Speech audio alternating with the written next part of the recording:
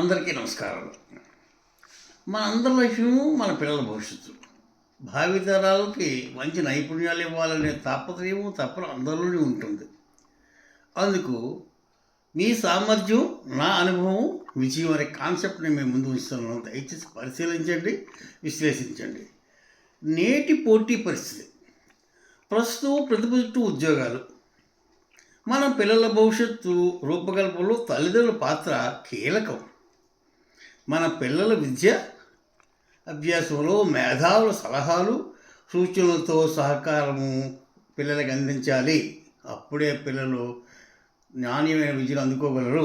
నేటి వ్యవస్థ ప్రపంచీకరణ దిశగా మన పిల్లల్లో గల సహజ సామర్థ్యాలు బాల్యం నుండి ఆ పిల్లల్లో రీజనింగ్ ఎబిలిటీని, వారి ఆలోచనలో నిర్ణయాత్మక శక్తిని నిపుణుల సలహాలతో దినచర్యలో భాగంగా అందించాలి. అప్పుడే ఆ పిల్లలు వారు అభిలషించిన రంగంలో ఆశించిన విజయం సాధిస్తారు.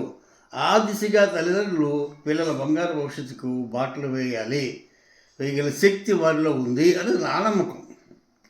ఆలోచించే విషయాలు, ప్రతి వాళ్ళలో ఏదో ఒక చిత్రం దాగి ఉంటుంది. కుమ్మరి, శిల్పి ఆకృతులను సుందరంగా మలిచే శ్రద్ధ మనం మన పిల్లలపై చూపాలి. మనం వస్తువు కొనే ముందు మరియు పంటలు మన కర్తవ్యము చూపే శ్రద్ధ మన పిల్లల విషయంలో గర్భస్థ దశ నుంచి అన్ని విద్యాస్థాయిలలో చూపాలి. అలా పిల్లలపై మన అనుభవాలు అందించడంలో కొంత సమయం కేటాయించడంలో తప్పేమిటి? ఆలోచించండి. మన అనుభవాలు పిల్లల విజయానికి అవసరమైన పోటీ నైపుణ్యాలను అందించే శక్తి మనలో ఉందన్నది నా నమ్మకం, నా చిరు ప్రయత్నం. నేడు ఉపాధ్యాయ రంగంలో నేను పనిచేసిన అనుభవాలతో, నా సర్వీసులో అనుభవాలతో, అధికారుల అభిమానంతో రాష్ట్ర విద్యాస్థాయి సదస్సులు, సమావేశాలలో పాల్గొనడం జరిగింది. ఆ సదస్సులు, సమావేశాల్లో ప్రముఖుల స్ఫూర్తితో ఉమ్మడి రాష్ట్రంలో నా విద్యార్థులు రాష్ట్ర అవార్డుని నాకు అందించిరి. ఆ సందర్భంలో అనివార్య పరిస్థితుల్లో విశాఖ బీవీకే కళాశాలలో కమిషనర్ శ్రీ చక్రవర్తి గారి సమక్షంలో ప్రిన్సిపల్ సమావేశంలో నా ఈ విద్యా ప్రణాళికను వివరించడం నా సాహసము, అదృష్టము. విజయ సాధనలు ఆ శక్తి మన అందరిలోనూ ఏదో ఒక శక్తి దాగి ఉంటుందని గుర్తించాం కదా. ఆ శక్తిని బాల్యం నుండి శాస్త్రీయంగా సాధన చేసే వారే ప్రస్తుతం ప్రముఖులు. ఎవరైతే బాల్యం నుంచి విద్యా నైపుణ్యాలను, విద్యా ప్రమాణాలను శాస్త్రీయంగా ఆలోచిస్తారో, విశ్లేషిస్తారో వారు ఉన్నత స్థానానికి పొందడం అనేది గ్యారెంటీ అనే విషయం అందరికీ తెలుసు. మన పిల్లలు చదువులపై శ్రద్ధ చూపడచ్చు, ప్రతిభ లేనిచో డిగ్రీలు పొందగలరా?